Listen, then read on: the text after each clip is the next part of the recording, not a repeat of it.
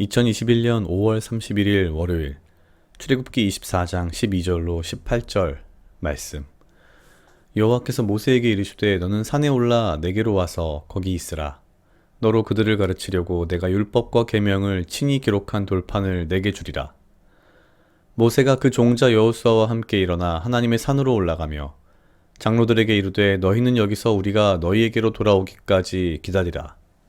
아론과 훌이 너희와 함께 하리니 무릇 일이 있는 자는 그들에게로 나아갈지니라 하고, 모세가 산에 오르매 구름이 산을 가리며 여호와의 영광이 시내산 위에 머물고 구름이 6일 동안 산을 가리더니 제7일에 여호와께서 구름 가운데 모세를 부르시니라. 산 위에 여호와의 영광이 이스라엘 자손의 눈에 맹렬한 불같이 보였고, 모세는 구름 속으로 들어가서 산 위에 올랐으며 40일 40야를 산에 있으니라. 아멘. 오늘 출애굽기 24장 12절로 18절 말씀은 결국 이스라엘 백성들이 죽거나 다칠까봐 백성들은 뒤로 물리고 모세가 하나님 앞에 나아가서 십계명을 받는, 십계명을 새긴 돌판을 만들어 가는 장면을 분명히 이야기하고 있습니다. 모세는 자리를 비우면서 아론과 훌이 너희와 함께 있으리니 무릇 일이 있는 자는 그들에게로 나아갈지니라 하고 나서 15절 모세가 산에 오르매 구름이 산을 가리며 라고 되어 있습니다. 그리고 나서 16절 여호와의 영광이 시내산 위에 머물고 구름이 6일 동안 산을 가리더니 제7일에 여호와께서 구름 가운데 모세를 부르시니라 라고 되어 있습니다. 사실 오늘 보는 장면부터 계속해서 모세가 하나님과 대화하는 그런 장면들이 또 계속 나오겠지만요.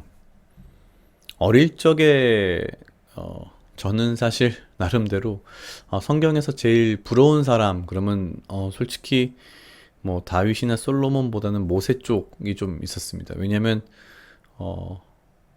그냥 어린 제 눈에는 뭔가 하나님을 대면하며 하나님과 대화하고 뭐 이런 모습들이 너무 멋있어 보였던 거죠. 그런데 오늘 16절을 가만히 보다가 보니 이렇게 되어 있습니다. 구름이 6일 동안 산을 가리더니 제7일에 여호와께서 구름 가운데로 모세를 부르시니라. 물론 보통의 인간들이라면 사실 이렇게까지 하나님께 가까이 갈 수도 없었겠지만 이미 그 전에 다 죽었겠지만 모세 정도나 되는 사람조차도 6일 동안을 시내산 중턱에서 머물면서 대기를 한 거죠. 6일 동안 무엇을 했을까? 그리고 왜 6일 동안 대기하게 하셨을까? 기다리게 하셨을까? 왜 굳이 꼭 7일째에 모세를 부르셨을까? 그 바로 다음 17절에 조금 단서가 될 만한 이야기들이 등장하는 것 같습니다. 산 위에 여호와의 영광이 이스라엘 자손의 눈에 맹렬한 불같이 보였고, 여호와의 영광이 되게 표현이 참 다시 보면서 참 희한하다라는 생각을 했습니다. 여호와의 영광이 맹렬한 불같이 보였다. 여호와의 임재가 아니라 여호와의 영광이, 임재까지도 사실은 바라볼 수가 없는 거이겠죠, 아마. 임재까지는 볼 수도 없었고, 그냥 여호와께서 임재하심으로 바라는 그 주변의 영광만으로도 맹렬한 불같이 보였다. 우리는 그저 죄인이기에 하나님과 같이 있을 수 없는 그런 존재인 건 사실 분명히 알고 있었지만 그 정도가 어느 정도인가에 대한 것이 어쩌면 오늘 27절의 말씀에 있지 않나 싶습니다. 그래서 하나님께서도 모세임에도 불구하고 6일 동안 산 중턱에서 기다리면서 어찌 보면 하나님의 영광을 대면할 준비를 시키신 것이 아닐까? 라는 생각이 들었습니다. 이 부분을 보면서 내가 어려서부터 되게 모세를 부러워했던 그런 부분이 있었는데 이게 단순히 부러워할 문제는 아닐 수도 있겠다. 나라면 그냥 뭐 6일이 문제가 아니고 저 중턱 가기도 전에 이미 죽었을 텐데. 어쩌면 그래서 더 모세가 좀 부러울 수도 있겠지만 그런 생각이 들었습니다. 내가 하나님의 말씀을 구하고 하나님의 음성을 구하고 주님의 임재를 구한다는 것이 그냥 그저 예배드리면서 혹은 내가 기도하면서 말씀을 보면서 이렇게 쉽게 내가 주님의 임재를 구할 수 있다는 게 얼마나 큰 은혜인가. 사실 그 예수님께서도 말씀하셨지만 내가 네 안에 네가 내 안에 이렇게 있어야 된다는 말씀을 하셨잖아요.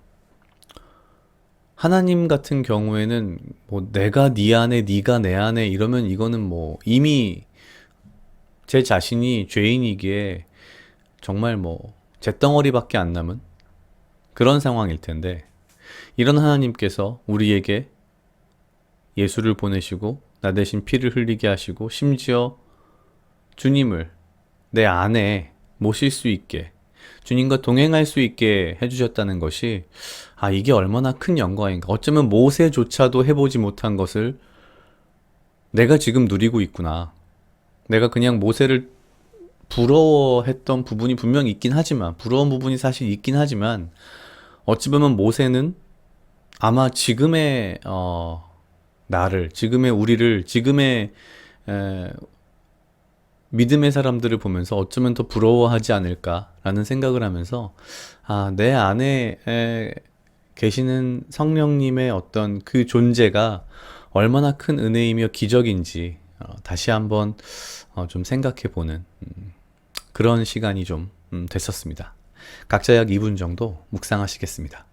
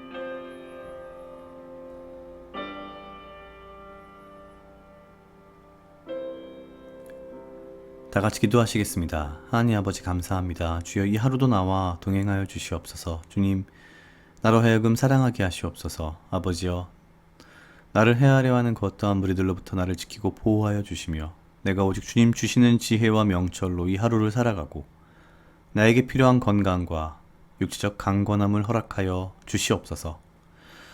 주님 내가 매일매일의 삶 속에서 주의 말씀을 묵상하며 주의 성령님과 동행하며 주님의 임재를 내 안에 바라보며 살아가는 이 삶이 얼마나 귀하고 얼마나 큰 은혜이며 이게 얼마나 큰 기적인지 아버지여 매 순간 나로 알게 하시고 오직 주의 은혜에 감사하며 기뻐하며 주와 함께 동행하며 주를 찬양하는 삶을 살아갈 수 있도록 주여 인도하여 주시옵소서. 감사합니다. 이 모든 말씀 예수님 이름으로 기도드렸습니다. 아멘.